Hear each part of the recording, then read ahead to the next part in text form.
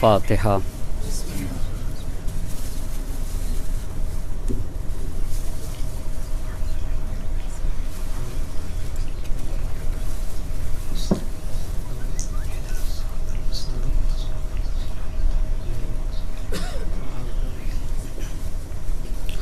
لا حول ولا قوة الا باللہ العلی العظیم۔ اعوذ باللہ من الشیطان اللعین الرجیم۔ بسم اللہ الرحمن الرحیم۔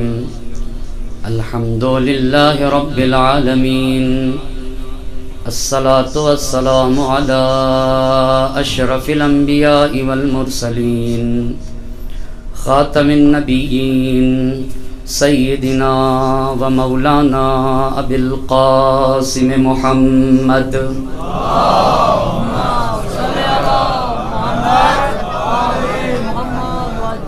وعلی اہل بیتہ الطیبین الطاہرین المعصومین، ولعنۃ اللہ علی اعدائہم اجمعین، اما بعد فقد قال اللہ سبحانہ تبارک و تعالی فی کتابہ الحکیم وقولہ الحق۔ بسم اللہ الرحمن الرحیم۔ ان اللہ اشتری من المؤمنین انفسهم واموالهم بان لهم الجنہ یقاتلون فی سبیل اللہ۔ صلوات پڑھتے بر محمد رب۔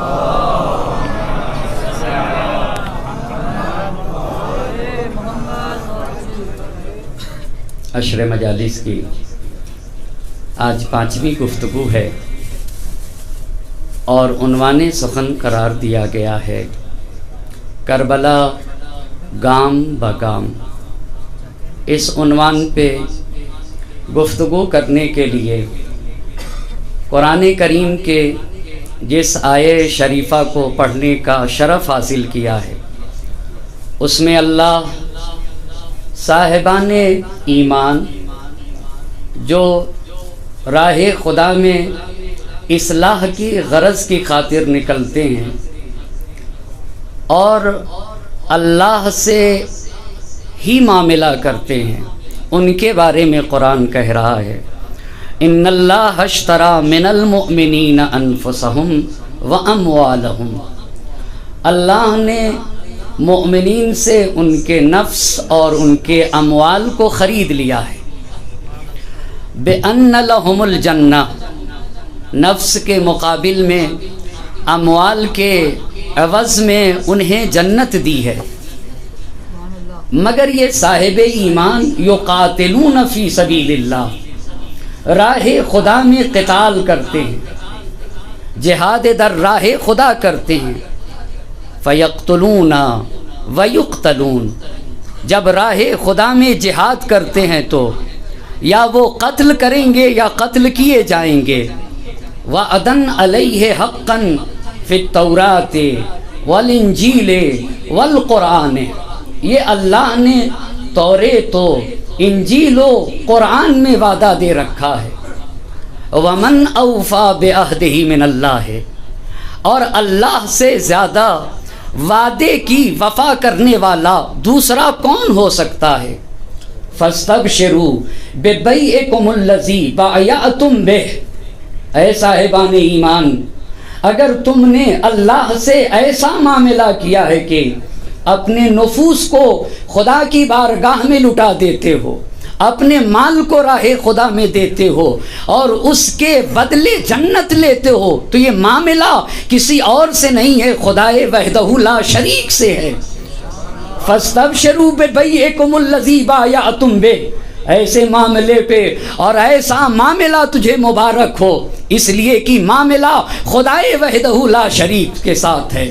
اور پھر اس کے بعد جو لوگ معاملہ کرتے ہیں نا، اصلاح کے لیے نکلتے ہیں، سماج اور معاشرے میں اچھائیوں کو پھیلانے کے لیے نکلتے ہیں اور برائیوں کے خاتمے کرنے کی کوشش کرتے ہیں، وہ کیسے ہوتے ہیں؟ قرآن کہہ رہا ہے کہ مصلح کیسا ہونا چاہیے؟ التائبون العابدون الحامدون السائحون الراکعون الساجدون، وہ عابد ہیں، وہ حامد ہیں، تائب ہیں، عابد ہیں، حامد ہیں، سائح یعنی ہر شے میں خدائے وحدہ لا شریک کو دیکھتے ہیں۔ الراکعون، اور رکوع میں جا کر کہتے ہیں سبحان ربی العظیم و بحمدہ، سجدے معبود میں اپنے سر کو رکھ کے کہتے ہیں سبحان ربی الاعلی و بحمدہ۔ اتنی منزلوں پہ فائز ہونے کے بعد اب نکلتے ہیں اصلاح کی خاطر۔ الآمرون بالمعروف، ہمیں تو امر بالمعروف کرنا ہے، امر بالمعروف کرنا، اس پہ توجہ کرنے کی ضرورت ہے۔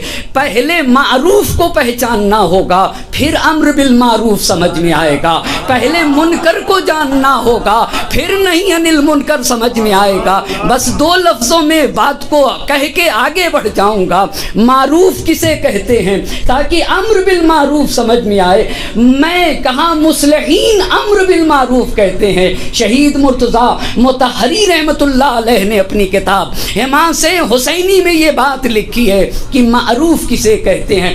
ہر وہ کام جس سے اسلام کو، بشریت کو، انسانیت کو، مسلمان کو فائدہ پہنچ جائے اسے معروف کہا جاتا ہے۔ کہا ہر وہ کام جس سے اسلام کو، مسلمان کو، بشریت کو، انسانیت کو فائدہ پہنچ جائے اسے معروف کہا جاتا ہے، اور ہر ایسے کام کی طرف بلا دینا امر بالمعروف ہے۔ میں تھوڑا سا رک کر اس بات کو تو کہہ سکتا ہوں، یہ بہت بڑا پیغام ہے امر بالمعروف۔ اتنا اہم انہوں نے اس کتاب میں لکھا ہے کہ اتنا اہم پیغام ہے کہ حسین اسی امر بالمعروف کے لیے زہرا کے لال نے اپنا گلا کٹایا ہے۔ پھر یہ سوچنے کی بات ہے کہ یہ کتنا اہم امر بالمعروف ہوگا۔ ہر وہ شے، اس پہ بہت تفصیلی گفتگو کی جا سکتی ہے مگر بالکل میرا موضوع یہ نہیں ہے، لیکن اتنی بات تو اشارتاً کہہ سکتا ہوں، اگر اسکول سے، اگر کالج سے، اگر یونیورسٹی سے اسلام کو، مسلمان کو، بشریت کو، انسانیت کو فائدہ پہنچ رہا ہے نا تو یہ سب معروف کی فہرست میں، یہ سب کے سب ڈاکٹر سے، انجینئر سے، آئی ایس سے، پی سی ایس سے، اچھے عالم دین سے، یہ جتنی چیزیں ہیں اگر اسلام و بشریت و انسانیت کو فائدہ پہنچے تو یہ سب کے سب معروف کے ضمن میں آئیں گے۔ بلکہ امر بالمعروف کا دائرہ تو اتنا وسیع ہے کہ ہر وہ میدان جس میں مسلمانوں کو ضرورت ہے نا جن چیزوں کی، ان تمام میدان میں اپنے قدم پہ کھڑا ہونا اسے معروف کہا جاتا ہے۔ اپنے قدم پہ، اب جب اتنا کہہ چکا تو اتنی بات ضرور کہہ دوں گا، شیعتنا من لا یسأل الناس شیئا ولو ما تجوا۔ شیئن، ایک تو شیئن نکرہ ہے، دوسرا نفی کے بعد ہے۔ نکرہ در نفی عموم کا فائدہ دیتا ہے۔ کہا ہمارا شیعہ مر جائے گا مگر کسی چیز کے لیے ہاتھ نہ پھیلائے گا۔ یہ کسی چیز، یہ شیئن کیا ہے؟ یہ شیئن کیا ہے؟ کیا مال کے لیے فقط ہاتھ نہیں پھیلائے گا مگر علم کے لیے ہاتھ پھیلا دے گا؟ کہا کسی بھی فیلڈ میں، کسی بھی میدان میں ہاتھ نہ پھیلائے گا۔ الآمرون بالمعروف والناہون عن المنکر والحافظون لحدود اللہ، مصلحین خدا کے حدود کی حفاظت کرنے والے ہوتے ہیں۔ وبشر المؤمنین، پھر قرآن بشارت دے رہا ہے کہ ایسے مومنین کو بشارت ہو۔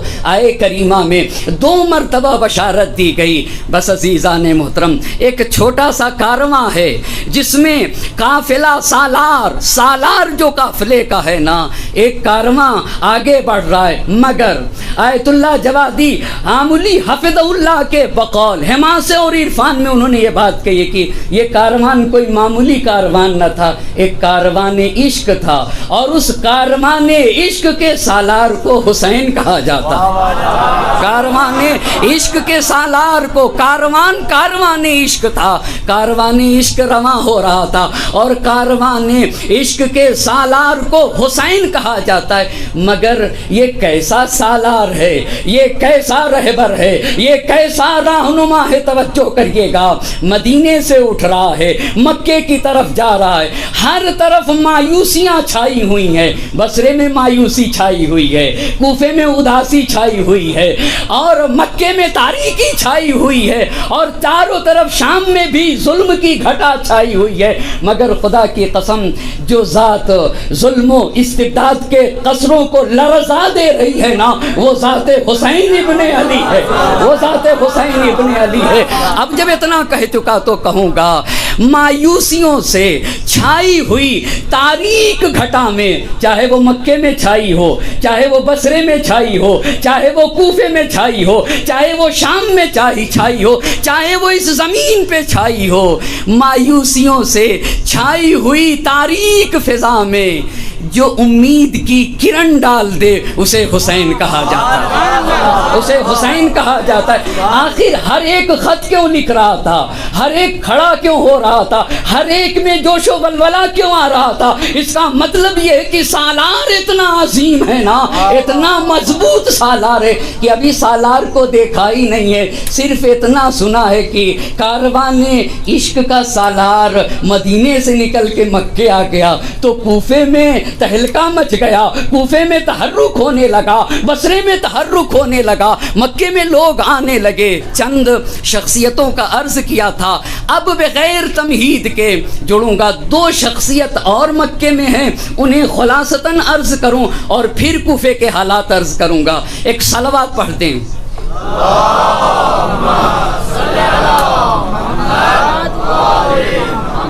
اب میں اپنی گفتگو سے بالکل جڑا ہوا ہوں۔ امام علی مقام جب نکلنا چاہ رہے تھے مکہ چھوڑ کے، تو محمد حنفیہ کی جو امام علی مقام کے بھائی ہیں، 2 مرتبہ ملاقات ہے امام حسین علیہ السلام سے۔ پہلی ملاقات مدینے میں ہے، جس میں وہ تفصیلی وصیت نامہ لکھ کر امام علی مقام نے اپنے بھائی محمد حنفیہ کے نام دیا ہے۔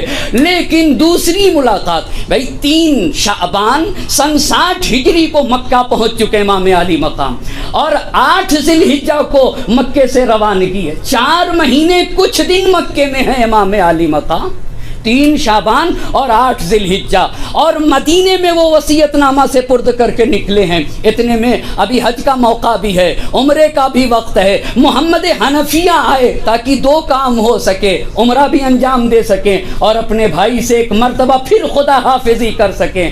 محمد ابن داؤد قمی نے نقل کیا ہے کہ امام حسین علیہ السلام جس دن صبح کو نکلنے والے تھے، اس رات کو جس کی صبح نکلنے والے تھے، رات کو محمد حنفیہ امام حسین علیہ السلام کے پاس، آج رات ہے کل صبح نکلنے والے تھے، تو رات میں محمد حنفیہ آئے، اور آنے کے بعد امام حسین علیہ السلام سے کہا، بھائی آپ کو معلوم ہے نا کوفے کے لوگوں نے والد کے ساتھ وفا نہ کیا، اور انہی کوفے کے لوگوں نے بھائی حسن مجتبیٰ کے ساتھ وفا نہ کیا، پیمان شکنی کی ہے۔ بھائی آپ کو بہتر معلوم ہے، مجھے ڈر یہ ہے کہ کہیں آپ کے ساتھ بھی اہل کوفہ پیمان شکنی نہ کریں، بہتر یہ ہے کہ آپ کوفے نہ جائیے، مکے میں مقیم رہیے، اس لیے کہ آپ اہل مکہ کے نزدیک محترم ہیں، بڑے محترم ہیں۔ توجہ کریے گا، آپ کا احترام اہل مکہ کرتے ہیں۔ اب یہاں پر جب ان باتوں کو اس لیے عرض کرنا چاہتا ہوں تاکہ یہ بتا سکوں، خود امام علی مقام نے کہا اگر میں مکے میں رک جاتا تو مجھے قتل کر دیا جاتا۔ یہاں پہ امام علی مقام نے کہا یا اخی قد خفت، ماضی پہ قد لے آئے ہیں، توجہ کرنے کی ضرورت ہے۔ اگر ماضی پہ قد آ جائے تو تحقیق کا یعنی یقیناً یہ کام ہو کے رہے گا، اور اگر مضارع پہ آئے تو تقلیل پہ دلالت کرتا ہے، اگر ماضی پہ آ جائے تو تحقیق پہ دلالت کرتا ہے۔ یا اخی قد خفت ان یغتالنی یزید بن معاویہ بالحرم فَأَكُونَ الَّذِي يُسْتَبَاهُ بِهِ حُرْمَةُ هَذَا الْبَيْتِ۔ بھائی مجھے یقینی طور پر اس کا ڈر ہے کہ اگر میں مکے میں رہ گیا تو یزید ابن معاویہ مجھے اسی حرم میں کھیل کے قتل کر دے گا۔ کیسی حرم میں گھیر کے چاروں طرف سے مجھے گھیر لیا جائے گا، حالت احرام میں خنجر چھپا کے لائے جائیں گے اور اسی مکہ مکرمہ میں حرم میں مجھے قتل کر دیا جائے گا۔ میں نہیں چاہتا کہ میں وہ فرد بنوں جس کے ذریعے سے حرمت خانہ کعبہ پامال ہو جائے۔ ہم تو محافظ خانہ کعبہ ہیں، ہم تو بشریت کے محافظ ہیں، ہم تو خانہ کعبہ کی حرمت کو بچانے والے ہیں۔ ہم نہیں چاہتے کہ ہمارے ذریعے سے خانہ کعبہ کی حرمتیں پامال ہو جائیں۔ اللہ اللہ، ایک حسین ہے مگر دکھنے میں ایک لگ رہا ہے، یہی تو جوش نے کہا تھا، قطرے دل میں لیے ایک سمندر تھے حسین۔ ایک نہ سمجھیے گا، قطرے دل میں لیے ایک سمندر تھے حسین، ذات واحد میں سمیٹے ہوئے لشکر تھے حسین، دین آداب رفاقت کے پیمبر تھے حسین۔ جان دینے پہ جب آئے تو 72 تھے حسین، جان دینے پہ جب آئے تو 72 تھے حسین۔ سر فرشتوں کے یہاں آج بھی خم ہوتے ہیں، ایسے انسان رسولوں میں بھی کم ہوتے ہیں۔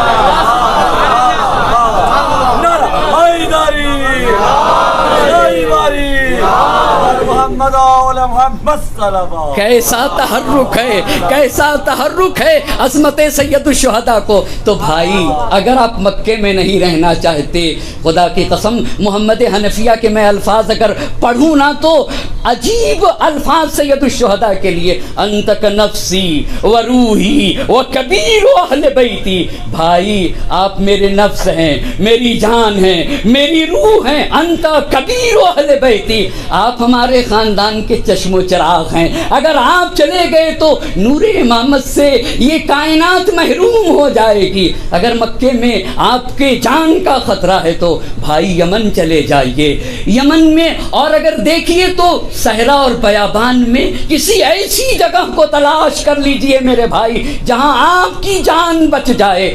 کیا خدا کی قسم ایک بھائی کو اپنے بھائی سے بڑی تعریفیں کی ہیں محمد حنفیہ کی۔ ابراہیم آیتی رحمت اللہ علیہ نے اپنی کتاب پر رسی تاریخ عاشورہ کے بالکل ابتدا میں اسے دیکھنا چاہیے تاکہ عظمت محمد حنفیہ، اور علامہ مجلسی رحمت اللہ علیہ نے تو میرات العقول میں کہا خاموشی اختیار کرنا چاہیے، یہ اہل بیت کے گھرانے کی ایک فرد ہیں محمد حنفیہ، یعنی عظمتوں کی طرف اشارہ کیا ہے۔ بس اتنا کہہ کے اپنی بات کو، انتک نفسی و روحی و کبیر اہل بیتی، بھائی آپ میری جان، میری روح، اہل بیت کے گھرانے کے چشم و چراغ ہیں۔ اگر آپ چلے گئے تو نور امامت خاموش ہو جائے گا۔ مکے نہیں رک سکتے تو آپ یمن چلے جائیے، صحرا اور بیابان میں کسی ایسی جگہ کو تلاش کر لیجئے جہاں آپ محفوظ رہ سکیں۔ امام عالی مقام نے کہا اچھی بات ہے میرے بھائی، اگر آپ یہ کہتے، رات کی بات تھی نا، اگر آپ یہ بات کہتے ہو تو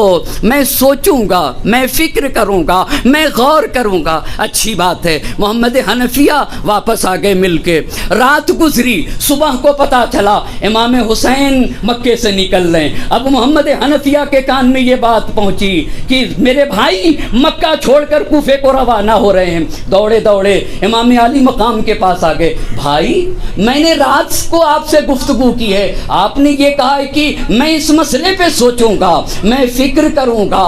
ہاں میں نے یہ کہا تھا، پھر بات کیا ہوئی؟ آپ جا کیوں رہے ہیں؟ کس لیے مکے کو چھوڑ رہے ہیں؟ آخر وجہ کیا ہے؟ توجہ کرنے کی ضرورت ہے۔ اتانی رسول اللہ بعد ما فارقتک فقال یا حسین اخرج، یا حسین اخرج۔ اس سے پہلے ارادے کی دو قسمیں ہیں، ایک ارادہ تشریعی ہے، ایک ارادہ تکوینی ہے۔ ارادہ تکوینی جو تخلف ناپذیر ہوتا ہے، یعنی خود اللہ جو انجام دے۔ ارادہ تشریعی جیسے ہم سے چاہا ہے نماز پڑھو، ہم سے چاہا ہے روزہ رکھو، ہم سے چاہا ہے حج کرو، ہم سے چاہا ہے زکوٰۃ دو، ہم سے چاہا ہے کہ اگر دین پہ آنچ آ جائے تو اپنی جان بھی دے دینا، اسی کو تو ارادہ تشریعی کہتے ہیں۔ ارادہ تشریعی اختیار کے ساتھ کوئی بھی منافات نہیں رکھتا ہے۔ بھائی نماز پڑھنے کو کہا ہے، ہم نماز پڑھتے بھی ہیں، چھوڑ بھی دیتے ہیں، ہوتا ہے یا نہیں ہوتا ہے؟ اس کا مطلب یہ ہے کہ یہ انسان مختار ہے۔ ایک صلوات پڑھیں بر محمد اور آل محمد۔ بس علماء فاضل کے لیے اتنی بات کافی ہے، کہا فقال رسول اللہ صلی اللہ علیہ وآلہ وسلم یا حسین اخرج، کہا آپ جیسے ہی گئے نانا رسول خدا میرے خواب میں آ کر مجھ سے کہہ رہے تھے اے حسین تم عراق کی طرف چلے جاؤ، ان اللہ شاء، ارادہ تشریح، ان اللہ شاء ان یراک قتیلا، حسین اپنے اختیار سے جائیں گے، کیوں؟ ان اللہ اشتری من المؤمنین انفسهم واموالهم۔ بابا صاحب ایمان، اگر مومن کی بات یہ ہے کہ مومن اپنے جان اور مال کو راہ خدا میں دیتا ہے تو امیر المومنین کا بیٹا سید الشہداء کا کیا مقام ہوگا؟ ان اللہ اشتری یقاتلون فی سبیل اللہ، اپنے اختیار سے جاتے ہیں میرے حسین اخرج ان اللہ شاء یراک قتیلا، اللہ تمہیں راہ خدا میں قتیل دیکھنا چاہتا ہے۔ بھائی اگر ایسی بات ہے تو بچوں کو کیوں لے جا رہے ہیں؟ بچوں کو کیوں لے جا رہے ہیں؟ اہل حرم کو؟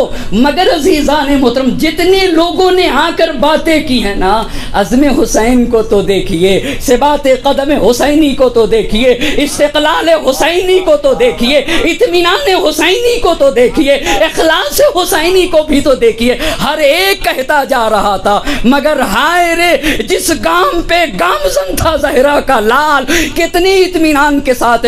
اسی لیے تو مورخ کربلا نے کہہ دیا واللہ ما رأیت مکسورا قط قد قتل اہل بیتہ وولدہ واصحابہ اربت جاشا منہا، خدا کی قسم میری عقل حیران ہے، اس انسان کے بازوؤں میں کس کا خون رواں ہے، اس کے وجود میں کس کا قلب موجود ہے، اس کے بازو میں کون سی طاقت ہے، جتنا شہادت سے قریب ہوتا جا رہا ہے اتنا ہی اطمینان بڑھتا چلا جا رہا ہے۔ ایک صلوات پڑھیں بر محمد اور آل محمد۔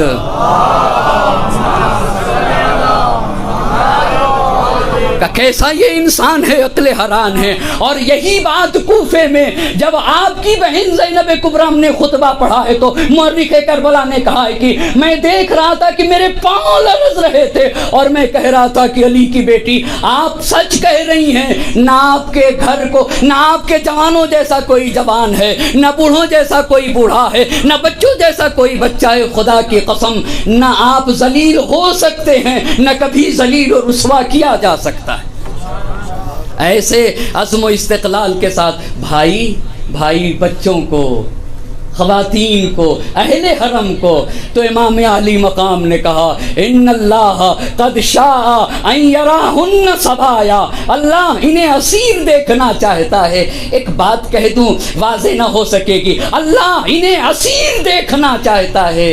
جنگ احد کا ایک واقعہ، اور اسے بھی ابراہیم آیتی رحمت اللہ علیہ نے بررسی تاریخ عاشورہ میں لکھا ہے۔ ایک خاتون تھی جنگ احد میں جس کا شوہر مارا گیا تھا، جس کا بیٹا مارا گیا، جس کا بھائی مارا گیا، اور جنگ احد میں یہ خبر پھیل گئی کہ اللہ کے نبی مارے گئے، مدینے میں یہ خبر پھیلی۔ یہ خاتون گئی اونٹ لے کے، اپنے شہداء کو اونٹ کی پشت پہ لاد لیا، اور جب ادھر سے آنے لگی، ادھر سے پیغمبر کی کوئی بیوی جا رہی تھی، راستے میں دونوں سے ملاقات ہو گئی۔ پیغمبر کی بیوی نے اس خاتون سے پوچھا کہ احد میں کیا خبر ہے؟ کہتی ہے بڑی خوشی کی خبر ہے، جس کا بھائی مارا گیا ہو بہت توجہ کرنے کی ضرورت ہے، جس کا بھائی مارا گیا ہو، جس کا شوہر مارا گیا ہو، اور جس کا خود کا شوہر اور بھائی مارا گیا ہو، یہ سارے مارے گئے ہوں، وہ کہہ رہی بڑی خوشی کی خبر ہے۔ کہا اس سے بڑی خوشی کی خبر اور کیا ہو سکتی ہے؟ اللہ کا نبی زندہ ہے۔ بہت توجہ کریے گا، اللہ کا نبی زندہ ہے، اللہ کا نبی زندہ ہے۔ اما یہ ایک بت پرست خاتون تھی، اوس و خزرج کے گھرانے کے رہنے والی خاتون تھی، مگر نبی اور علی کے زیر سایہ جب پروان چڑھ جاتی ہے نا تو اس کا ایمان یہاں تک پہنچتا ہے، جذبہ فداکاری یہاں تک پہنچتی ہے۔ کہا ہر چیز چلی جائے مگر نبی بچنا چاہیے۔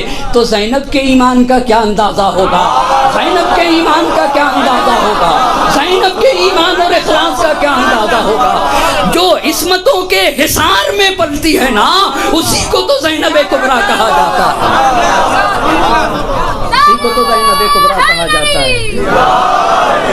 تو یہ تو کہیں گے نا مارائی تو اللہ جمیلا، ہمارے ہاتھ رسن سے بدھ جائیں یہ جمیل ہے، اگر رسن میں ہمارے ہاتھ بدھتے ہیں مگر نام محمد مصطفیٰ بچ جائے، توحید پروردگار بچ جائے، شریعت محمد مصطفیٰ بچ جائے، جب ایک بت پرست کی جذبہ فداکاری یہاں تک پہنچتی ہے تو جو پنجتن پاک کے حصار میں پل جائے اس خاتون کے ایمان کا کیا عالم ہوگا، حسین کے ایمان کا کیا عالم ہوگا، اخلاص حضرت ابی الفضل عباس کا کیا عالم ہوگا، کیسے کیسے سرما اپنے ساتھ لے آئے تھے، جس کا ایک مسلم ایک طرف ہوگا 500 کی فوجیں ایک طرف ہوں گی، ایک مسلم اکیلا ایک طرف ہوگا، ایسے ایسے سرما کو زہرا کے لال، ان اللہ قد شاء یراہن سبایا، اللہ انہیں اسیر دیکھنا چاہتا ہے۔ دوسری ملاقات کو چھوڑ دیتا ہوں، صاحبان علم ہے، عمر ابن عبد الرحمن کی ملاقات ہے، مگر امام نے کہا ہے کہ میں نے تو عزم محکم کر رکھا ہے، مجھے تو جانا ہے، تمہاری بات ٹھیک ہے، وقد علم تو صرف ان کا جملہ پڑھ دوں، ان کے جواب میں میرے امام نے کہا تھا وقد علم تو انک مشیت بنصح وتکلمت بعقل ومہما یقضى من امر یکن، جو خط تقدیر میں لکھ دیا گیا ہے وہ ہو کے رہے گا، ہو کے رہے گا، اخذت برأیک او ترکتہ، چاہے تمہاری رائے پر عمل کروں یا چھوڑ دوں، لیکن فإنک عندی احمد مشیر، ہاں تم اچھے مشورہ دینے والے ہو، وانصح ناصح، میں سمجھ رہا ہوں کہ تم خیر خواہ ہو، مگر حسین کو تو کوفے جانا ہے۔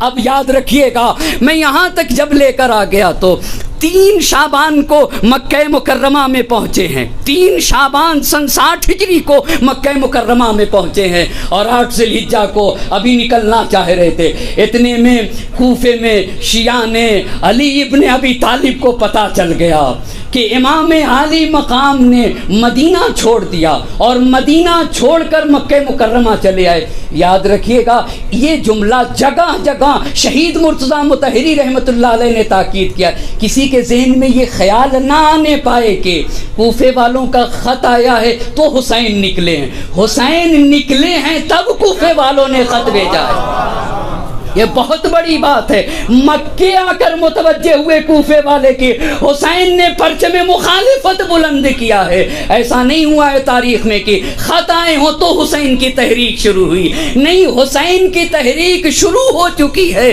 تب کوفے والوں نے خط بھیجا ہے۔ اب آئیے شیعہ نے علی ابن ابی طالب، سلیمان ابن سرد خزائی کے گھر پہ کب جمع ہوئے؟ جب یہ پتا چلا کہ حسین مدینے سے نکل گئے اور مدینے سے نکلنے کے بعد مکہ مکرمہ میں تشریف لائے، اور ساتھ ساتھ یہ بھی پتا چلا کہ یہ خبر بھی مشتہر ہو گئی، عام ہو گئی کہ یزید معاویہ واصل جہنم ہو چکا ہے، اس کی جگہ کے اوپر یزید جیسا بد کردار آیا ہے، جس کو بڑے پیارے لفظوں میں یزید ابن مسعود نے کہا تھا، شارب الخمور راس الفجور یدعی الخلافت علی المسلمین یتعمر علیہم بغیر رضم منہم ما قصر علم وقلت علم لا يعرف من الحق موطئ قدم، ایک قدم کے برابر جس کو حق کا علم نہیں ہے، نا حق نہیں پہچانتا، ایسا آ گیا۔ اب یہ سوچنے لگے، توجہ کریے گا، 20 سال تک اب یہاں غور طلب باتیں ہیں، کچھ ایک صلوات کا سہارا دیں۔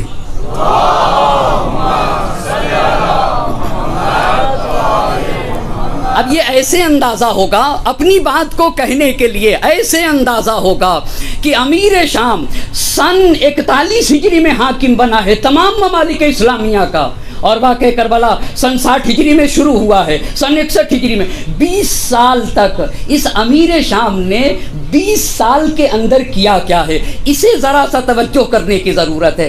یہ جو کوفے میں مخالفتیں شروع ہوئیں، کیا سب شیعہ نے حیدر کرار تھے؟ کیا سب علی ابن ابی طالب کے چاہنے والے تھے؟ آخر مخالفت کی وجہ کیا تھی؟ اتنے خط لکھے گئے ہوں گے، ابھی میں تینوں طرح کے جو خط آئے ہیں نا وہ سب آپ کی خدمت میں انشاءاللہ پیش کرنے کی کوشش کروں گا، مگر جب تک مولائے کائنات 3 وجہ لکھی ہے، 3 وجہ میں اس کا خلاصہ آپ کی خدمت میں عرض کرتا ہوں۔ کہاں پہ یہ بات ملے گی؟ زندگانی امام حسین سید ہاشم رسولی محلاتی، اتفاق سے جن رائٹروں میں سے جن سے مجھے عشق ہے نا ان میں سے ایک یہ ہیں، ان میں سے ایک یہ ہے، اور میں اپنے چھوٹے بھائیوں کے لیے بات کہہ سکتا ہوں، جہاں پر بھی ان کی کتابیں ملے انہیں لے لینا چاہیے۔ سید ہاشم رسولی محلاتی زندگانی امام حسین بڑی اچھی کتاب ہے، اس میں لکھا ہے کہ جب تک مولائے کائنات حاکم رہے نا تو مرکز حکومت کہاں تھا؟ مرکز حکومت کہاں تھا؟ کوفے میں تھا نا، مرکز حکومت کوفے میں تھا۔ مولا کی شہادت کے بعد اور صلح امام حسن علیہ السلام کے بعد یہ مرکز حکومت کہاں چلا گیا؟ شام چلا گیا۔ تو یہ جو کوفے والوں میں کھلبلی تھی اس کی ایک وجہ یہ تھی کہ یہ جو امیر شام یا یزید کے خلاف لکھ رہے تھے اور امام حسین کو بلانا چاہ رہے تھے، ایک وجہ یہ تھی کہ یہ چاہتے تھے کہ دوبارہ سے تخت حکومت کوفہ میں آ جائے اور کوفہ مرکز حکومت بن جائے، اور شام والے چاہتے تھے کہ شام مرکز حکومت رہے۔ یہ پہلی بات ہے، یہ پہلی بات ہے، اور انہوں نے وہاں کے اوپر اشعار کے ذریعے سے ان باتوں کو ثابت بھی کیا ہے۔ دوسری بات یہ لکھتے ہیں کہ اتنا ذلیل کیا تھا، اتنا ذلیل۔ رک کے ایک بات کہوں، کل عبداللہ ابن عباس کے جواب میں امام علی مقام نے ایک بات کہی تھی، اسے میں جلدی سے کہہ کے نکل گیا، اسے میں بہت جلدی کہہ کے نکل گیا۔ میرے بعض مخلص دوستوں کا کہنا ہے کہ بعض باتوں کو آپ بہت جلدی کہہ کے نکل جاتے ہیں، میں ان کا بہت شکر گزار ہوں، انہوں نے کہا آپ بعض باتوں کو بہت جلدی کہہ کے نکل جاتے ہیں، انہیں ٹھہر کے آپ کو کچھ کہنا چاہیے تھا، ان پہ توجہ دلانے کی ضرورت تھی، ان پہ ٹھہر کے بات ہو۔ میں نے ان کا تہ دل سے ابھی بھی یہاں سے بھی کہہ رہا ہوں، حقیقی معنوں میں دوست تو ایسے ہی ہوتا ہے نا، من اہدی الی عیوبی، جو میرے عیب کو، کمیوں کو تحفے کے طور پر مجھے پیش کرتا ہے۔ توجہ کرنے کی ضرورت ہے، تحفے کے طور پہ، گفٹ کے طور پہ۔ جب گفٹ دیا جاتا ہے تو دوسرے کو پتہ نہیں رہتا کہ ڈبے میں کیا چیز رکھا ہے، اسی لیے اہدیہ الیہ کی لفظ آئی ہے، میں ان کا بہت شکر گزار ہوں۔ عبداللہ ابن عباس کے جواب میں کہا اگر اہل کوفہ نے، توجہ کریے گا، امام علی مقام نے عبداللہ ابن عباس سے یہ کہا تھا، لا یدعونی، یہ مجھے چھوڑنے والے نہیں ہیں، یہ مجھے چھوڑنے والے نہیں، فاذا فعلوا، اگر انہوں نے مجھے قتل کر دیا، کنوں؟ کوفے والوں نے اگر مجھے قتل کر دیا، یہ کریں گے، یستخرجوا علقۃ من جوفی، میرے وجود سے میرا خون نکال لیں گے، اگر انہوں نے ایسا کیا لسلط اللہ علیہم من یذلہم، ان پر ایسا مسلط ہوگا جو انہیں ذلیل و رسوا کرے گا۔ اچھا، اور کتنا گرائے گا ان کو، کتنا گرائے گا؟ حتی یکونوا اذل من فرام المرأہ، یہ فرام المرأہ کی ایام عادت میں، جو عادت ماہانہ اس میں خاتون جو کپڑا رکھتی ہے نا، وہ غلیظ خون سے وہ کپڑا کتنا پست ہوتا ہے، ان کی اوقات اس کپڑے اتنے بھی نہ رہے گی۔ بہت توجہ کی ضرورت ہے، اس کپڑے اتنی بھی نہ رہے گی۔ اب سنیے گا ہوا کیا تاریخ میں۔ امیر شام جب ممالک اسلامیہ کا حاکم بنا ہے نا، تو امام حسن علیہ السلام کی صلح کے بعد کوفے اور بصرے کا جو گورنر بنایا ہے زیاد ابن ابی کو، زیاد ابن ابی کو۔ تو زیاد ابن ابی کون تھا؟ جس دن تاریخ پڑھ رہا ہوں، تاریخ، جس دن زیاد ابن ابی کوفے اور بصرے کا گورنر بن کے آیا، تاریخ نے لکھا ہے کہ اسی دن، پہلے ہی دن 80 آدمیوں کے ہاتھ کاٹے ہیں اس نے، 80 آدمیوں کے۔ اور یہ 2 جگہ کا تھا نا، 2 جگہ کا، پہلے دن کی بات ہے۔ اتنا انہیں ذلیل و رسوا کرو، 20 سال میں کوفے کے لوگوں پر اتنا ذلیل و رسوائی۔ میں کیوں کہہ رہا تھا کہ مایوسیوں میں، ایک مدت سے چھائی ہوئی مایوسیوں میں جب حسین مدینے سے نکل کے مکے میں پہنچے تو خدا کی قسم جیسے انہیں پتا چلا کوفے والوں میں کہ حسین مکے میں آ گئے ہیں، تو ان مایوسیوں سے تاریک گھٹا میں ایسا لگ رہا تھا جیسے ان کے لیے امید کی شعائیں نظر آنے لگی ہیں۔ اب ہمیں نجات مل جائے گی بربریت سے، اب ہمیں نجات مل جائے گی ظلم و ستم سے، اب ہم عدل و انصاف اور چین کی سانس لینے لگیں گے۔ یہ نہیں، اس نے بصرے میں اپنا جانشین سمرہ ابن جندب کو رکھا تھا، وہ بھی اتنا ہی ذلیل اور خبیث انسان تھا۔ اس نے کیا کیا؟ پہلے ہی دن 47 حافظ قرآن کو قتل کیا، 47۔ اور جس مدت اس کا جانشین بنا رہا، کس کا جانشین؟ کس کا؟ زیاد بن ابی کا. بھئی یہ دو جگہ کا گورنر تھا نا، ایک کوفے کا دوسرے بصرے کا. جب کوفے میں آتا تھا تو اپنی جگہ کے اوپر کسے بیٹھاتا تھا؟ اسے سمرہ بن جندب کو بیٹھاتا تھا. یہ اتنا خبیث انسان تھا جس مدت میں بھی اس کا جانشین 80,000 لوگوں کو قتل کیا ہے. اس کے باوجود کوفے میں شیعان حیدر کرار بچ جائیں، معجزے کے علاوہ کچھ نہیں کہا جا سکتا. بہت توجہ کی ضرورت ہے. اعجاز کے علاوہ کوئی اور بات نہیں کی جا سکتی ہے ایسے ماحول میں سچے. تو شیعان حیدر کرار جو پس دیکھا ان کے ظلم سے ابھے ہوئے تھے. علامہ آیت اللہ علی نقی نقن جانے قربان ہو جائیں، واقعاً توجہ کرنے کی ضرورت ہے. حق تو تھا کہ میں پہلے تعارف پیش کرتا. میں نے بہت استفادہ کیا ہے آپ کی کتاب شہید انسانیت سے. میں کہتا ہوں کہ پڑھے تو پھر انسان کو اندازہ لگے گا. شہید انسانیت کا مطالعہ کرنا چاہیے. قم میں میدان امام پہ، خیابان کارگر پہ ہمارے ایک استاد ہیں، ان کا نام ہے صحتی. انہوں نے چند فیلڈ میں تخصص حاصل کیا ہے، بہت توجہ کریے گا. ان کا ایک تخصص ہے کربلا کے اوپر. عاشورہ شناسی پہ کتابیں بھی لکھی ہیں، جن کی ایک کتاب ہے کربلا حریم حریت. تو میرے قریب تھے، میں قریب تھا. میں ان کے گھر گیا تو انہوں نے کہا کہ یہ دیکھ رہے ہو جو میرے گھر کی لائبریری ہے. میں نے کہا کیا استاد؟ کہا کہ میں نے اپنی پوری لائبریری کا موضوع ہے سید الشہداء. بہت توجہ کریے گا. دنیا میں امام علی مقام پہ جو کتاب لکھی جاتی ہے اور چھپتی ہے میں اسے حاصل کرتا ہوں. تو میں نے اپنے استاد سے کہا استاد ہمارے ہندوستان کے ایک عالم دین ہیں، بڑے عالم دین ہیں، انہوں نے امام حسین علیہ السلام پر ایک کتاب لکھی ہے. اس کتاب کا نام ہے شہید انسانیت. جیسے ہی میں نے کہا اس کتاب کا نام ہے شہید انسانیت، فوراً اپنی جگہ سے کھڑے ہو گئے. کہنے لگے شہید انسانیت، میں بھی اس موضوع پہ کتاب لکھوں گا. کہ میں بھی نام ہی دیکھ سن کے کھڑے ہو گئے. شہید انسانیت نام کی کتاب لکھی گئی. جو راہ انسانیت میں شہید ہو اسی کو تو شہید انسانیت کہا جاتا ہے. اسی کو تو انسانیت کے لیے جس نے اپنا خون دیا ہے اسی کو تو شہید انسانیت کہا جاتا ہے. میں نے بڑا استفادہ کیا ہے، بہت زیادہ فائدہ اٹھایا ہے انہوں نے، اور مسلسل اٹھاتا ہوں. اور ہر اپنے چاہنے والے کو ایک طالب علم ہونے کے عنوان سے اتنا تو حق رکھتا ہوں نا، طالب علم کے مجمع میں اتنا تو کہہ سکتا ہوں کہ اگر نہ دیکھا گیا تو گھاٹے میں رہے گا وہ طالب علم. اتنا ضرور کہوں گا، اتنا ضرور. ایک مقایسئی مباحثہ اور مطالعہ کرنے کی ضرورت ہے. شہید مرتضیٰ مطہری رحمۃ اللہ علیہ کو اور علامہ نقن رحمۃ اللہ علیہ کو ایک مقایسہ کرنے کی ضرورت ہے. دیکھنا ہوگا اور اس سے پہلے آپ کی تاریخ پڑھنا ہوگی. میرے ایک بڑے مخلص دوست ہیں، انہوں نے کہا کہ بھائی انصاف تم نے نہیں کیا. میں نے کہا کیا انصاف نہیں کیا؟ کہا تم نے ابھی تک اپنے ہندوستانی عالم میں سے کسی کا نام نہیں لیا، اتنے پڑھے لکھے عالم ہیں.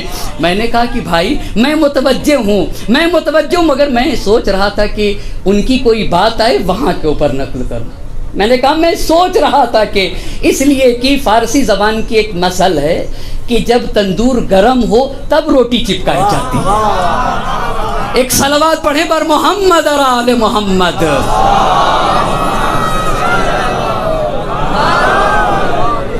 ایک اور صلوات پڑھ دیں بر محمد اور آل محمد.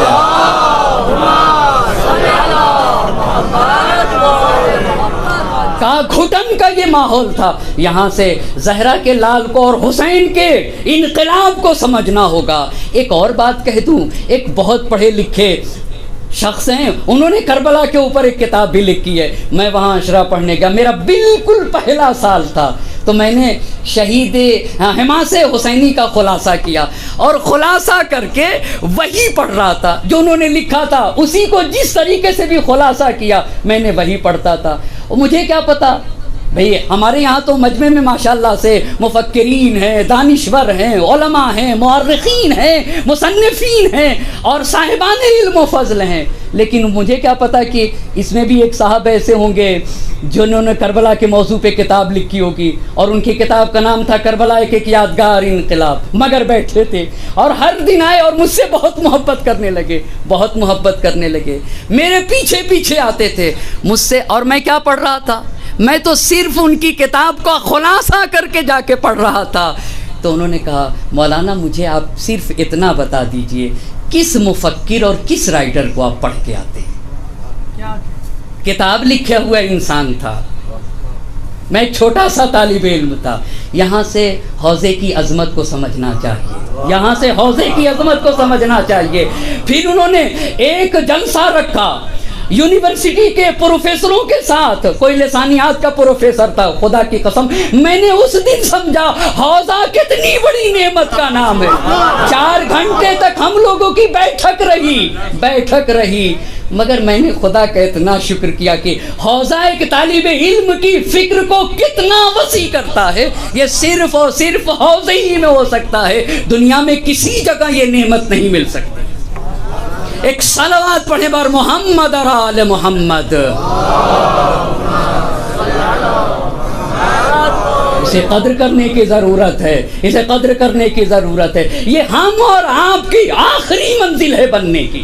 اب یہاں سے جا کے ہندوستان کے مکتب میں تھوڑی پڑھا جائے گا۔ اب آتا ہوں میں، علامہ نقن رحمۃ اللہ علیہ نے لکھا ہے، لکھا کیا ہے؟ لکھا یہ ہے کہ چونکہ اب میں بہت خلاصہ کر رہا ہوں ان کی بات کو، ایک جملے میں کہا حسین ابن علی علیہ السلام سے وہ عقیدت نہ تھی کہ ان کو امام برحق مانتے ہوں جیسے علی مرتضی امام برحق ہوں، مگر یزید کو جانے ہوئے تھے۔ انہوں نے لکھا ہے کہ جب ایک حاکم چلا جائے دوسرا حاکم آتا ہے تو لوگوں کو کھوج ہوتی ہے، اس کا عمل کیسا ہے، اس کا کردار کیسا ہے، اس کا کیریکٹر کیسا ہے، یہ کیا کرے گا۔ کہا جب جستجو بڑھی اور دیکھا کہ یزید اتنا فاسق و فاجر انسان ہے تو کہا کہ اس سے تو بہتر یہ ہے کہ زہرا کے لال سید الشہداء کو خط لکھا جائے۔ یہاں سے اس بات سے بہت ساری گرہیں کھل جائیں گے۔ بس میں نے 3 باتیں، ایک تو تخت کو پلٹانا تھا کوفے والوں کو، دوسری بات یہ لکھی کہ اوب چکے تھے، تیسری بات شیعان حیدر کرار اقلیت میں تھے جو امام علی حضرت علی علیہ السلام کو خلیفہ بلا فصل مانتے تھے، وہ بڑی اقلیت میں تھے۔ وہ پہلا گروہ جو سلیمان ابن سرد خزائی کے گھر میں جمع ہوا، وہ پہلا گروہ حقیقی علی مرتضیٰ کا چاہنے والا تھا، وہی وہ گروہ تھا جس نے لکھا تو کربلا میں آیا بھی اور اپنی جان کا نذرانہ پیش کیا۔ اب یہ لوگ سلیمان ابن سرد خزائی کے گھر میں جمع ہو گئے، جمع ہونے کے بعد وہاں کے اوپر ایک خطیب کھڑا ہو گیا، سلیمان ابن سرد خزائی کھڑے ہو گئے، اور کھڑے ہونے کے بعد اب ذرا الفاظ پہ غور کریے گا۔ سلیمان ابن سرد خزائی نے اپنے خصوصی مجمع میں کہا ان معاویہ قد ہلک، جملے پہ تو ذرا غور کرے، ان کتنے وزنی الفاظ کے ساتھ، ان معاویہ، اب میں کیسے بتا سکوں، کیسے اس کا معنی مفہوم، ہاں ایک ہی حد تک تو میں کہہ سکتا ہوں، عرب بھی نہیں ہوں کہ اس کی چاشنی کو آپ تک منتقل کر سکوں، مگر ہاں ایک حد تک جب انسیت ہو جاتی ہے تو معنی اور مفہوم کا شیرینی پتہ چلنے لگتی ہے۔ ان معاویہ قد ہلک وان حسینا قد تقبض علی القوم ببیعتہ، معاویہ تو واصل جہنم ہو چکا ہے، وہ تو مر چکا ہے۔ زہرا کا لال حسین نے بیعت سے انکار کر دیا، بیعت سے انکار کر دیا۔ آپ دیکھ رہے ہیں جوش و ولولہ کیسے آ رہا ہے، بیعت سے انکار کر دیا۔ وقد خرج الی مکہ، صرف انکار ہی نہیں کیا ہے، عملی میدان میں بھی قدم بڑھا دیا ہے، مکے نکل کے چلے آئے۔ حسین صرف کہنے والے نہیں ہیں، جو کہتے ہیں وہ کرتے بھی ہیں، حسین صرف کہنے والے نہیں ہیں۔ قد خرج الی مکہ وانتم شیعتہ و شیعت ابیہ، دیکھو تم ان کے بھی شیعہ ہو، ان کے والد کے بھی شیعہ ہو۔ انکم ان کنتم تعلمون انکم ناصروہ و مجاہدو عدوہ، دیکھو اگر تم ان کی مدد کر سکتے ہو، یہ پہلی تقریر ہو رہی ہے کوفے میں، اگر تم حسین کی مدد کر سکتے ہو اور ان کے دشمنوں سے لڑ سکتے ہو، فعلموہ فعلموہ، کھڑے ہو کر اعلان کرو، اپنی نصرت کا اعلان کرو۔ وَإِنْ خِفْتُمُ الْفَشَلَ وَالْوَهْنَ فَلَا تَغِرُّ الرَّجُلَ فِي نَفْسِهِ، اور اگر تم اپنے اندر کمزوری اور سستی پاتے ہو نا تو دیکھو کسی کو غلط اندیشے میں نہ رکھنا، کسی کے ساتھ دھوکہ نہ دینا۔ اتنا کہنا تھا، قالوا لا نقاتل عدوہ، ہم تو لڑیں گے، ونقتل انفسنا دونا، ہم حسین کی راہ میں اپنی جان دے دیں گے۔ فاکتبوا الیہ، فکتبوا الیہ، آپ خط لکھیے۔ آپ خط لکھیے، آپ خط لکھیے۔ اب جمع ہوئے تو خط لکھنے والے کون کون؟ خط لکھنے والے کون کون؟ بہت توجہ کریے گا۔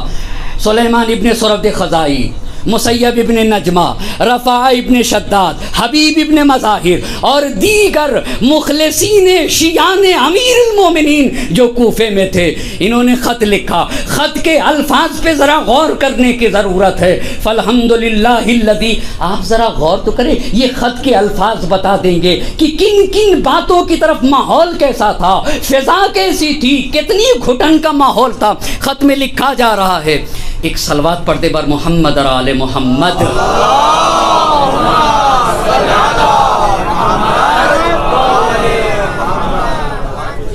خط میں لکھا جا رہا تھا فالحمدللہ الذی قسم عدوک جبار العنید، تمام تعریفیں اس خدا کے لیے۔ حسین کے نام خط لکھا جا رہا تھا۔ معاویہ کو کس لفظ سے یاد کیا ہے؟ جبار العنید۔ تمام تعریفیں اس خدا کے لیے جس نے آپ کے سرکش، ستمگر، ظالم دشمن کی ناک رگڑ دی ہے۔ خدا سبحان نے ناک رگڑ دی ہے، اسے نابود کر دیا ہے۔ ناکیں رگڑ دی ہے، قسم کا میں کیسے ترجمہ کروں؟ اسے کی ناکیں رگڑ دی ہیں، اس کی ناک کاٹ دی ہے، یعنی ذلت و رسوائی کے ساتھ دنیا سے گیا ہے، ذلت و رسوائی کے ساتھ۔ فانتزا علی ہذہ الامہ فابتزها مالها، اس نے اس امت پر حملہ کر دیا، اس امت کے مال کو زبردستی اپنے قبضے میں لے لیا۔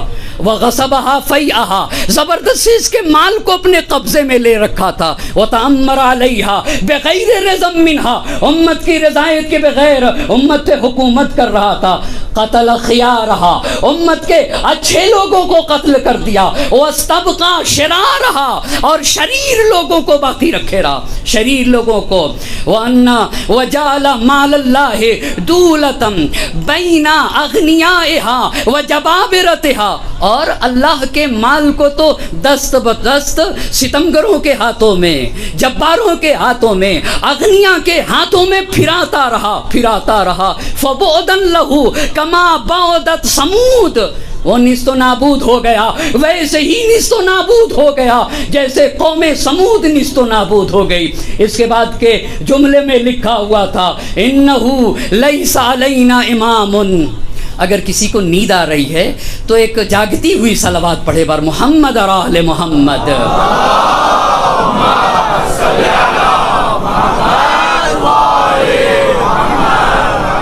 ایک اور صلوات پڑھ دیں بر محمد اور آل محمد۔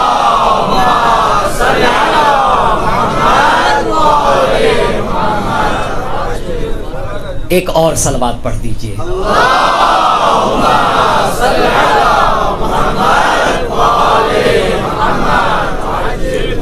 بہت بڑی میری کمزوری یہ ہے کہ میں چاہتا یہ ہوں کہ مطالعہ، میں ہمیشہ سوچتا رہتا ہوں کہ طلاب ہیں، علماء ہیں، فضلاء ہیں، ذویل احترام ہیں، ایک لمحہ بھی ان کا ضائع نہ ہو۔ مطالب دینا چاہیے۔ میری ذاتی فکر یہ ہے، میرا ذاتی کہنا یہ ہے کہ مجلس اگر ہو تو واقعاً مجلس کی طرف بولو، یہ کہ میں اس کا حق نہیں ادا کر پاتا، مگر کوشش یہ کرتا ہوں کہ سامعین کے درمیان، اپنے محترم سامعین کو، میں اس کو یہ سمجھتا ہوں کہ اگر کسی آنے والے نے ایسا کیا تو اس نے اپنے مجمع کو عزت دی ہے، اس نے مجمع کو عزت دی ہے، اس نے اس کی قدردانی کی ہے، اور خدا کی یہاں بھی جواب دینے سے محفوظ رہے گا۔ 400 500 300 1000 2000 کا وقت لے لیا اور کچھ بھی نہ بتایا۔ محرم آ کے گزر جائے، سارے لوگ تو تیاریاں کرتے ہیں، کچھ لوگ پرچم لگاتے، کچھ لوگ بینر لگاتے، کچھ لوگ فرش بچھاتے، کچھ لوگ کھانا کھلاتے، کچھ لوگ تبرک بانٹتے، فرش عزا بچھا کر بیٹھ کے روتے ہیں۔ تو مجھ عالم کا، طالب علم کا جو منبر پہ آ کے ذکر حسین کرتا ہے، اس کی کیا ذمہ داری؟ وہ کوئی تیاری نہ کرے؟ میں اپنے محترم سامعین سے، اس کی کیا ذمہ داری ہے؟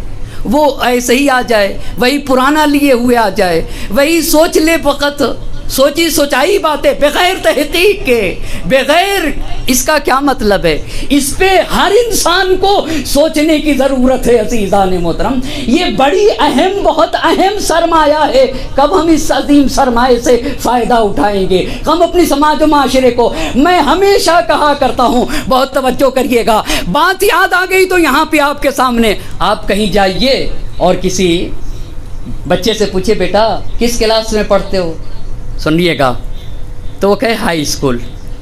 دوسرے سال بھی جائیے، بیٹا کس کلاس میں ہو، پھر کہے ہائی اسکول۔ تیسرے سال کس کلاس میں پڑھتے ہو بیٹا، ہائی اسکول۔ چوتھے سال ہائی اسکول۔ اما جب دیکھیے یہ ہائی اسکول میں ہے، یہ جب دیکھیے ہائی اسکول، ہائی اسکول، اس کا کیا مطلب ہوا؟ یا پڑھتا نہیں ہے یا پڑھایا نہیں جاتا ہے، یہی تو مطلب ہوا، یا پڑھتا نہیں ہے یا پڑھایا نہیں جاتا۔ آپ بتائیے یہ جو MBBS ڈاکٹر ہوتے ہیں، ان سے کسی دن آپ پوچھئے کہ آپ 5 سال میں کتنے گھنٹے آپ درس لیتے ہو، یہ پوچھئے 500 گھنٹے لیتے ہیں یا نہیں لیتے ہیں؟ شاید 500 گھنٹے نہیں پڑھتے ہوں گے۔ میں کہتا ہوں ان سے آپ ایک دن پوچھ کے دیکھیے تو 1000 گھنٹے اٹینڈ کرتے ہیں یہ کلاس، 1000 کلاس اٹینڈ کرتے ہوں جو بنتے ہیں 5 سال میں MBBS ڈاکٹر، شاید 1000 جلسے نہ لیتے ہوں۔ ہم تو جب سے پیدا ہوتے مر جاتے، کتنی مجلسیں سنتے ہیں، کتنی مجلسیں سنتے ہیں؟ میں قسم تو نہیں کھا رہا ہوں مگر آپ کو بتا دوں ابھی ہمارے سماج و معاشرے میں کتنے ایسے لوگ ہیں جن کو یہ بھی نہیں پتہ ہے کہ امام حسین علیہ السلام مدینے کے رہنے والے تھے یا مکے کے رہنے والے تھے۔ میں نے پونے میں ایک مجلس پڑھی، ایک 60 سال کا انسان آ کے کہا کہ آج مجھے یاد آیا کہ رسول اللہ کی مادر گرامی کا نام آمنہ تھا، اس لیے میں تاکید سے پڑھتا رہتا ہوں، میں خود اپنے لیے اس بات کو پڑھتا ہوں۔ نبی امام کی جب بھی کسی ولادت اور شہادت پہ گفتگو کرتا ہوں تو ان کی والدین کا تذکرہ تبرکاً کرتا ہوں، تبرکاً کرتا ہوں۔ یہ تو سماج اور معاشرہ، پھر کیا کہیے گا آپ، پیدا ہو کے مر جائے گا۔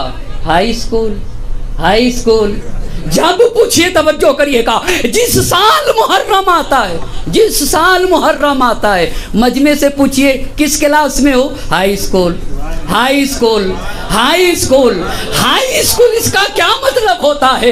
اس کا بس 2 ہی مطلب ہے، یا آنے والا بتاتا نہیں ہے یا بیٹھنے والا سنتا نہیں ہے۔ ایک صلوات پڑھیں بر محمد اور آل محمد۔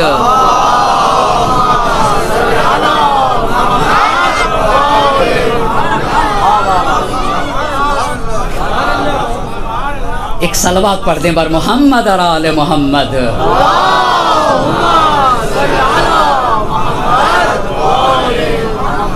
ہی 2 صورتیں ہو سکتی ہیں۔ لکھا خط میں جڑ جاؤں اپنی بات سے، لکھا خط میں انہو لیس علینا امام، ہمارے سر پہ کوئی امام نہیں، اقبل، یہ پہلا خط تو پڑھوں عزیزان محترم، مگر میں چاہتا ہوں آج تینوں خط پڑھ دوں، مختصر ہے، آپ کا میں زیادہ وقت تو نہ لوں گا، انشاءاللہ اپنے وقت سے اتر جاؤں گا۔ لکھا انہو لیس علینا امام، لیس علینا امام۔ میں اسی لیے تو اتنی بات تو صرف مشورتاً کہہ سکتا ہوں، یقیناً اس پہ اہل قم کو، طلاب ذوی الاحترام کو، بزرگان قم کو سوچنے کی ضرورت ہے کہ سید الشہداء کے اوپر 10 روزہ 15 روزہ 20 روزہ اچھے سیمینار کی ضرورت ہے قم کی سرزمین کے اوپر، جس میں تاریخ کربلا کو مکمل طریقے سے، تحلیلی طریقے سے۔ اور ایک دوسرا مشورہ میں اپنے چھوٹے بھائیوں کو دینا چاہتا ہوں کہ وہ یہ ہے کہ کم سے کم اگر ہم طلاب نے جمعہ کو ہی 4 گھنٹہ سید الشہداء کو دے دیا جائے۔ میں جوڑ رہا تھا اپنے گھر کے اوپر کہ کیوں نہ جمعے کو 5 گھنٹہ مباحثہ رکھا جائے صرف اور صرف سید الشہداء کے اوپر، تو سال بھر میں پوری تاریخ کربلا پڑھ ڈالے گا ایک طالب علم۔ ہفتے میں فقط 1 دن اور 4 اور 5 گھنٹے دے دیے جائیں نا تو پوری تاریخ کربلا مکمل طریقے سے اس کے اوپر عبور حاصل ہو جائے گا۔ اس پہ بھی سوچنے کی ضرورت ہے، اس پہ بھی غور کرنے کی ضرورت ہے۔ انہو لیس علینا امام، ہمارے اوپر کوئی امام نہیں ہے۔ اقبل لعل اللہ ان یجمعنا بک علی الحق، ہمیں امید ہے کہ اللہ آپ کے ذریعے سے ہم سب کو حق کے اوپر مجتمع جمع کر سکے. والنعمان ابن بشیر فی قصر الامارہ. یہ نعمان ابن بشیر ہے نا, آپ ذرا جذبات تو دیکھیے کوفے والوں کے. نعمان ابن بشیر دارالامارہ میں بیٹھا ہوا ہے. لسنا نخرج معہ لسنا نجمع معہ فی جمعۃ. ہم جمعہ پڑھنے اس کے ساتھ نہیں جاتے ہیں. ولا نخرج معہ الی عید. ہم عید کی نماز پڑھنے اس کے ساتھ عیدگاہ میں نہیں جاتے. وقد ولو بلغنا انک اقبلت الینا. اگر ہمیں پتہ چل گیا کہ آپ آ رہے ہیں, توجہ کرنے کی ضرورت ہے, صرف اگر اتنا پتہ چل گیا کہ آپ آ رہے ہیں, اگر اتنا پتہ چل گیا تو اخرجنا ہو. نعمان بن بشیر کی حیثیت کیا ہے؟ فقط ہمیں اتنا پتہ چل جائے کہ آپ آ رہے ہیں تو ہم اسے کوفے سے نکال کے پھینک دیں گے. اور کہاں تک؟ حتی نلحقہ بالشام, اسے شام پہنچانے پہ مجبور کر دیں گے. یہ تاریخ میں اسے ارشاد شیخ مفید رحمۃ اللہ علیہ کے مطابق تاریخ میں یہ پہلا خط تھا. یہ پہلا خط تھا اور آخری خط شبش بن ربی نے لکھا ہے. یہ پہلا خط 10 رمضان المبارک سن 60 ہجری کو مکہ مکرمہ میں پہنچا ہے.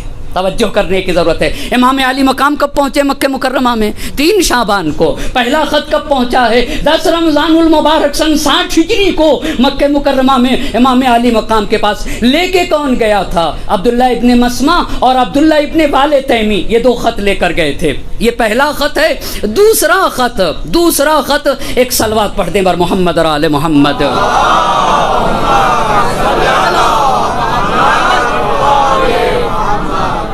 دوسرا خط 2 دن کے بعد, بات میری ناقص رہ جائے گی, 2 دن کے بعد تبری نے لکھا ہے کہ 2 دن کے بعد, اس پہلے خط کے 2 دن کے بعد 53 عرض داشتیں تھیں جس پہ 1 2 3 4 لوگوں کے دستخط تھے. مگر ارشاد شیخ مفید نے لکھا ہے 150 خط تھے جس پہ 1 1 2 2 3 3 4 لوگوں کی دستخطیں تھی. پس تبری نے کیا لکھا ہے؟ کتنے خط تھے؟ 53.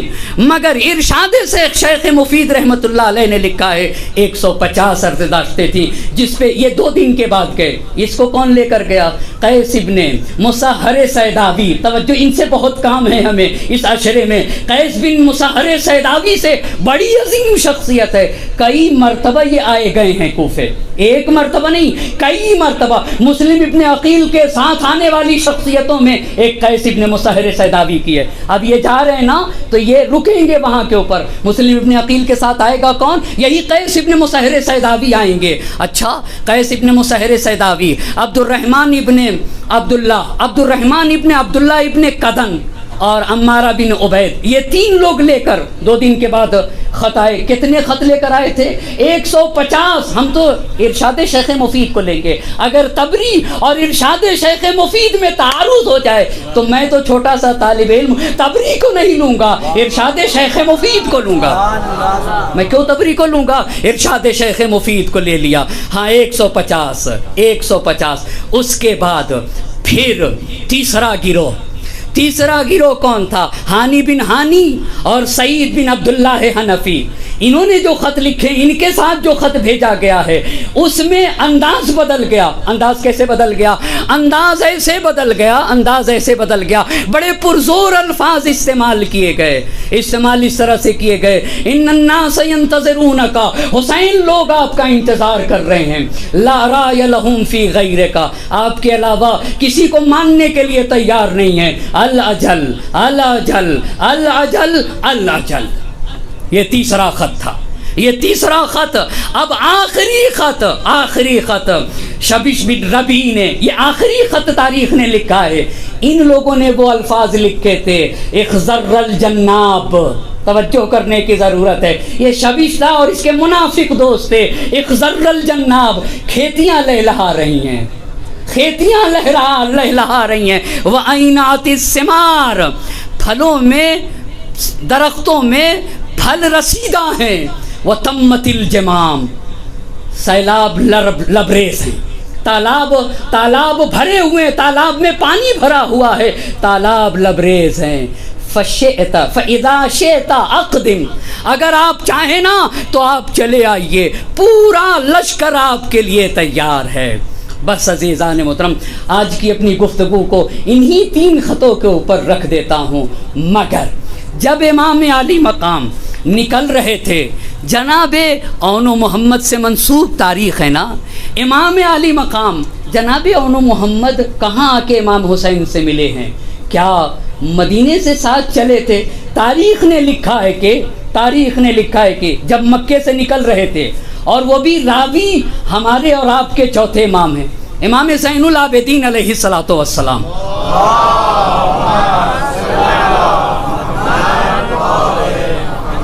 راوی امام زین العابدین علیہ السلام ہے۔ کہا جب ہمارا کارواں مکے کے باہر پہنچا تو عبداللہ ابن جعفر طیار نے اپنے دونوں بیٹے اون و محمد کے ذریعے سے ایک خط دے کر بھیجا، جس میں عبداللہ ابن جعفر طیار نے یہ کہا تھا کہ امام علی مقام سے کہ آقا آپ واپس آ جائیے، میں اپنے بچوں کے ذریعے سے ان خط کو بھیج رہا ہوں، اور آپ کو خط ملے تو آپ واپس چلے آئیے، اور میں بھی پیچھے آ جا رہا ہوں۔ تو عبداللہ ابن جعفر نے کیا کوشش کی ہے؟ اس وقت مکے کا گورنر بھی عمرو بن سعید تھا، اور مدینے کا گورنر بھی یہی عمرو بن سعید تھا۔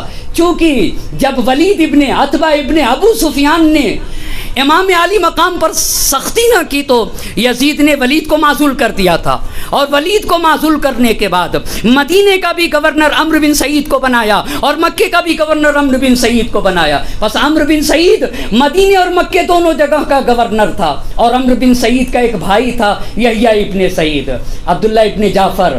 اچھا، یہ لوگ عمرو بن سعید مکے سے مدینہ آ گیا تھا، ادھر اون و محمد خط لے کر مکے میں گئے۔ جناب عبداللہ عمرو بن سعید کے پاس آ کر کہتے ہیں کہ سید الشہداء کے لیے خط لکھ دو، اور اس خط میں ان کے لیے امان لکھ دو کہ وہ واپس آ جائیں، تم اپنی طرف سے لکھو۔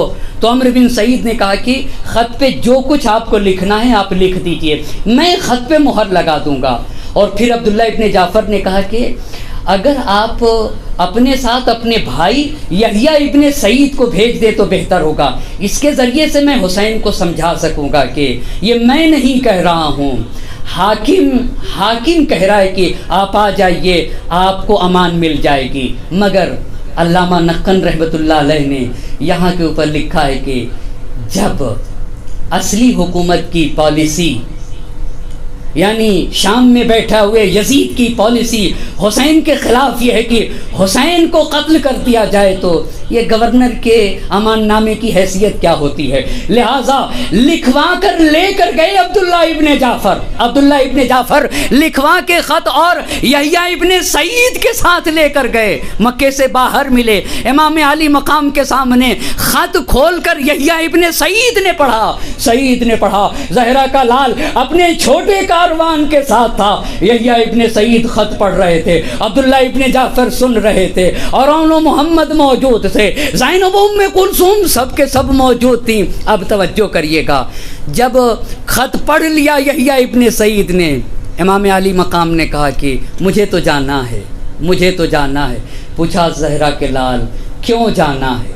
یہاں کے اوپر ایک ایسا جواب دیا، کہا جب تک مر نہ جاؤں گا میں کسی کو بتا نہیں سکتا، میں نے خواب میں اپنے نانا رسول خدا کو دیکھا ہے، انہوں نے مجھ سے کہا ہے کہ حسین تمہیں اس کام کو ضرور انجام دینا ہے۔ کہا میرے نانا نے ایک ایسے امر کا حکم دیا ہے جسے میں چھوڑ نہیں سکتا، میں تو جا کے رہوں گا۔ یحییٰ ابن سعید کہتا ہے کہ وہ حکم کیا تھا، وہ مجھے بتا دیجئے، آپ کے نانا کا حکم کیا تھا؟ وہاں قسم کھائی امام علی مقام نے، کہا اب تک کسی سے بتایا نہیں ہے، اور خدا کی قسم میں ہرگز نہ بتاؤں گا، یہاں تک کہ میں اپنے اللہ سے جا ملوں گا، میں اس بات کو بتاؤں گا نہیں۔ جب دیکھا کہ عبداللہ ابن جعفر جب مایوس ہو گئے تو واپس ہوئے یحییٰ ابن سعید کے ساتھ، مگر ارشاد شیخ مفید نے لکھا ہے کہ اپنے دونوں بچوں سے کہا کہ میرے بچوں محمد تم آقا کے ساتھ رہنا، آقا کے ساتھ تاکید کی ہے عبداللہ ابن جعفر نے، تم آقا کے ساتھ رہنا، اپنی جان قربان کر دینا، سپر بن جانا سید الشہداء کے لیے، یہ تو عبداللہ ابن جعفر کا کردار تھا۔ ایک بہن بھی تو حسین کے ساتھ ساتھ چل رہی ہے۔ محرم کی 5 تاریخ ہے، کربلا میں مقتل سے نزدیک ہو رہا ہے حسین کا قافلہ۔ کتنی گہری محبت ہے بھائی بہن میں۔ اجرکم اللہ، اللہ کسی غم میں نہ رلائے سوائے غم سید الشہداء کے۔ جگہ جگہ میں نے الفاظ پڑھے ہیں، تاریخ کے الفاظ پڑھے ہیں، کتنی گہری محبت تھی۔ حسین سو رہے تھے، دروازے کے سوراخ سے سورج کی کرن حسین کے جسم اقدس پہ پڑ رہی تھی، تو ایک بہن جا کر آگے کھڑی ہو گئی، میرے بھیا کے جسم پہ کرن پڑ رہی ہے سورج کی۔ ایسی محبت ہے بھائی بہن میں، ایسی محبت ہے۔ جب حسین زینب کے پاس آتے تھے، زینب اپنے پورے وجود سے کھڑی ہو جاتے تھے، اور جیسے ہی زینب حسین کے پاس آتے تھے، مورخین نے لکھا ہے قرآن کی تلاوت کرتے ہوتے تھے تو قرآن لے کے کھڑے ہو جاتے تھے۔ شہزادی زینب کبریٰ کا یہ مقام تھا، اجرکم اللہ۔ اسی لیے جب مدینے سے حسین کا قافلہ نکل رہا تھا، ایک مرتبہ زینب عبداللہ کے پاس آ گئی، عبداللہ میرا ماں جایا جا رہا ہے، میرا ماں جایا جا رہا ہے، میں اپنے ماں جائے کے ساتھ جانا چاہتی ہوں۔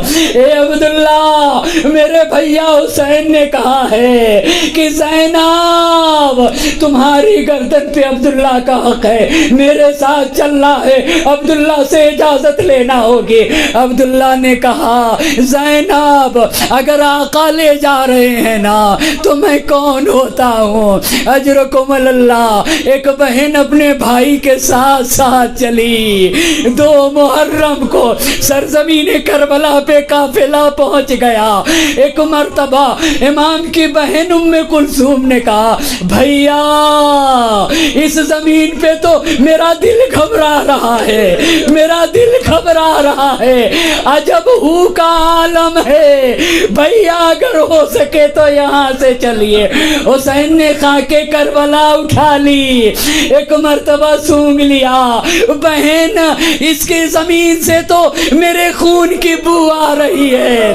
اجرکم اللہ۔ شب عاشور آ گئی، شب عاشور آ گئی، عمر سعد سے گفتگو تمام ہو گئی۔ اجرکم اللہ۔ اللہ کسی غم میں نہ رلائے سوائے غم سید الشہداء کے۔ کربلا کے میدان میں ہر فرد یہ چاہ رہا تھا حسین بچ جائیں، ہم قربان ہو جائیں۔ اب یہاں کے اوپر جب یہ معاملہ طے ہو گیا، زینب نے پوچھا بھیا کل کیا قربانی کے دن ہے؟ حسین نے کہا ہاں میری بہن زینب، کل قربانی کا دن ہے، ہم سب راہ خدا میں قربان ہو جائیں گے۔ ایک مرتبہ بیویاں اپنے خیموں میں جمع ہو گئیں، مورخین کی رسائی نہیں، محدثین کی رسائی نہیں، مگر ہاں احساس کی رسائی ضرور ہے، جذبات کی رسائی ضرور ہے۔ ہر بی بی اپنے گود کے بالوں کو اپنے سامنے بیٹھ کے یہ کہہ رہی تھی اے میرے بچوں، ارے کل قربانی کا دن ہے۔ اجرکم اللہ۔ اللہ کسی غم میں نہ رلائے سوائے غم سید الشہداء کے۔ مقتل میں تاریکی چھائی ہوئی تھی اور ہر بی بی اپنے اپنے بچوں کو سمجھا رہی تھی اے بچوں دیکھو بنی ہاشم کے قربان ہونے کا دن ہے، قربانی کا دن ہے، ایسا نہ ہونے پائے تم بچ جاؤ اور بنی ہاشم قربان ہو جائے۔ اور محمد کا تابوت اٹھانا ہے نا۔ زینب اپنے بچوں کو سامنے بیٹھائے ہوئے کہہ رہی تھی اے اونو محمد دیکھو کل دادا کی شجاعت کا مظاہرہ کرنا ہوگا، نانا علی مرتضیٰ کا مظاہرہ کرنا ہوگا۔ رات بھر سمجھاتی رہی، رات بھر سمجھاتی رہی۔ عاشور کا دن ڈھل گیا، قربانیوں کا سلسلہ شروع ہوا۔ اجرکم اللہ، اللہ کسی غم میں نہ رلائے، اولاد عقیل کام آ گئیں، مگر ابھی انو محمد کی باری نہ آئی۔ ایک مرتبہ علماء نے لکھا ہے زینب بھائی کے سامنے آ کے کھڑی ہو گئی، اپنے سر کو نہرا کے کھڑی ہوئی۔ زینب سے حسین نے کہا بہن کیا کہنا چاہتی ہو؟ میری بہن کہنا کیا چاہتی ہو؟ زینب نے کہا بھیا میرے بچوں کو مرنے کی اجازت دیجیے۔ ارے زینب نے اپنے بچوں کے مرنے کی اجازت مانگ لی۔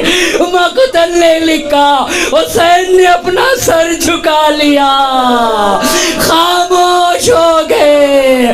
ایک مرتبہ آنو محمد کو اذن جہاد مل گیا، زینب خوش ہو گئی۔ اجرکم اللہ، اپنے بچوں کو سجا دیا اور سجانے کے بعد کہا اے آنو محمد، ارے جانا تو تم علی مرتضیٰ کے نواسے ہو، جعفر طیار کے پوتے ہو، علی و جعفر طیار کی شجاعت دکھا دینا۔ مقتل نے لکھا دونوں بچے آگے بڑھے، ایک بچہ میمنہ کی طرف گیا، دوسرا میسرے کی طرف آگے بڑھا۔ ایک مرتبہ جب ایک بھائی فرات کے قریب بڑھا، دوسرے بھائی نے کہا بھیا ارے سکینہ پیاسی ہے، بھیا فرات کے قریب نہ جانا، اصغر پیاسا ہے۔ ارے جہاد کرتے کرتے میدان کربلا میں زمین پہ گرے، حسین کو آواز دی ماموں میں آخر قبول کریے۔ ارے حسین آگے بڑھے، عباس آگے بڑھے، ایک لاشا حسین نے اٹھایا، دوسرا لاشا عباس نے اٹھایا، لے کے چلے درے خیمہ کی طرف آئے۔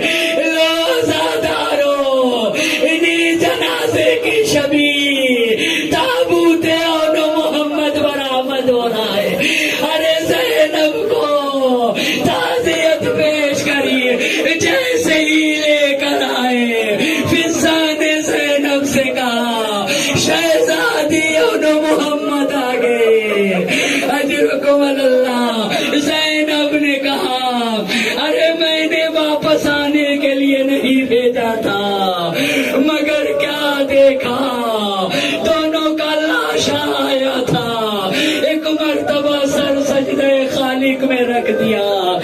میرے اللہ تیرا شکر، میری امانتیں تیرے کام آ گئی۔ وَسَيَعْلَمُ الَّذِينَ ظَلَمُوا